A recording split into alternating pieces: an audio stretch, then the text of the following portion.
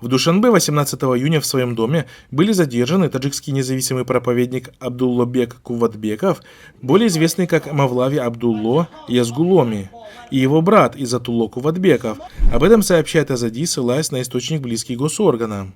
Мавлави Абдулло – известный священнослужитель из Джамуата Язгулом Ванжского района Бадахшана. Видеозаписи его выступлений и проповедей нашли широкое распространение в социальных сетях. По словам родного брата проповедника Кувватбека, к ним домой утром 18 июня пришли 8 сотрудников правоохранительных органов Язгулома, которые увели Абдуллобека и Изатулло, а также изъяли религиозные книги и 80 тысяч долларов.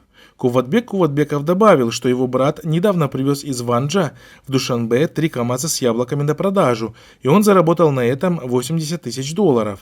Несколько человек обыскали весь дом и забрали все религиозные книги, кроме Корана. Они взяли деньги, на которые мой брат хотел купить дом для своих детей в Душанбе.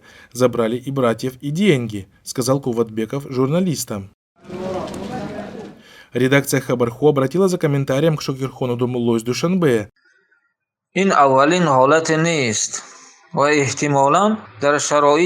Это далеко не первый подобный случай, и, наверное, при нынешнем режиме такие задержания будут продолжаться. Тем более, за последние годы мы уже несколько раз стали свидетелями арестов даже правительственных имам-хатыбов, не говоря уже о независимых проповедниках.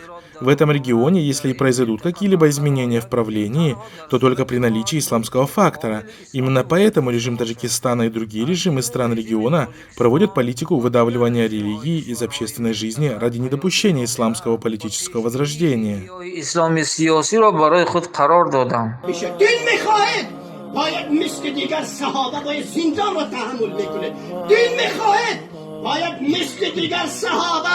از کانه، کاشانه، زن، فرزند بریده باید شد.